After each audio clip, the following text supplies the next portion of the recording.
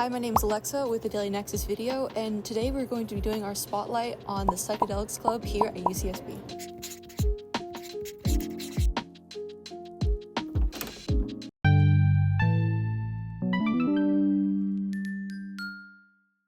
Could you please introduce yourselves and tell us your role in the club?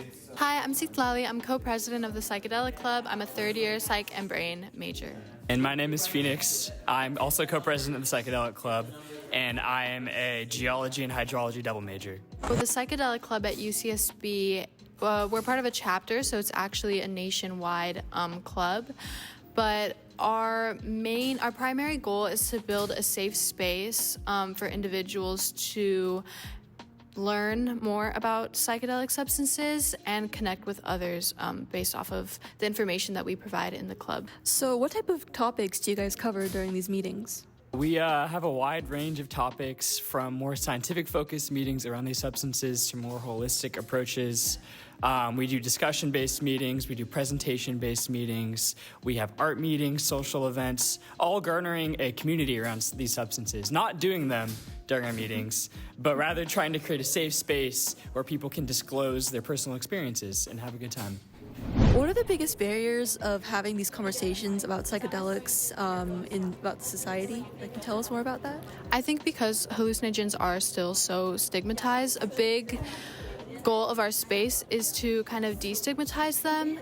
And I think the biggest thing that we aim to do is provide a space for people to be able to be vulnerable. Our biggest mission is to make sure that it's safe and that the people in this club space feel safe, and that what's mentioned in club spaces are going to stay in that space. So I think that's the biggest barriers faced in society that I think as a club we try to hurdle over to build community and make sure that everybody feels like we're all together in one club. Why do you think that psychedelic research has gained so much traction over time today? I think that there has begun a destigmatization around psychedelics in general. You talk to someone now and, their mom is microdosing. So there's been just a general consensus around more of the safer side of psychedelics, and I think that with more academic papers and research being published, it's becoming more in the public eye and the possible benefits of these. And I mean, you have tech CEOs like Elon Musk saying that they're microdosing and taking these psychedelics. So again, it's become a lot more mainstream and the benefits are a lot more well known.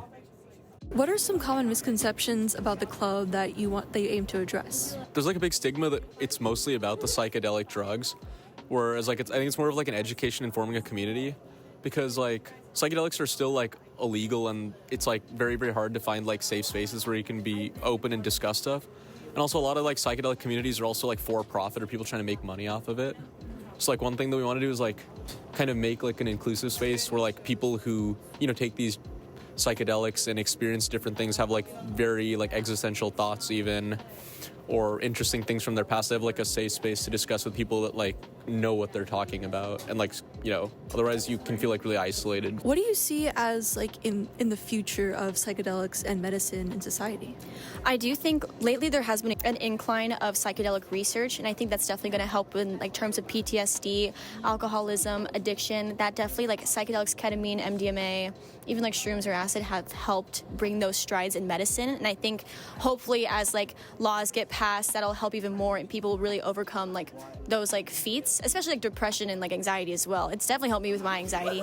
But with society, we'll see how it goes with legalization. I do think if it were definitely legalized, it could have the same commerciality as marijuana has, where it's just became its own thing, because marijuana has changed so much. It's so expensive now with some strains, and it's just I don't know, it's more commodified. So we'll see if that happens with psychedelics in the very future, whenever that gets legalized. Where can we find these clubs? Anyone at UCSB can come and find it and learn all about psychedelics. Well, you can find us on our Instagram at UCSB Psychedelic Club. We post our weekly meetings on there. So it's a range of times. It's usually on Mondays, at least this quarter for winter quarter, around like 4:30 to 6:30 is usually the range of time. But today was 5 to 6, so it depends. But definitely check that out. We also have a newsletter that if you join us on Shoreline, you can be subscribed to our newsletter through there. So just look up Psychedelic Club. Thank you so much. Thank you. Thank you guys so much for watching this video, and subscribe to see more videos just like this on the Daily Nexus. Find us on Instagram, TikTok, and YouTube. Have a good night.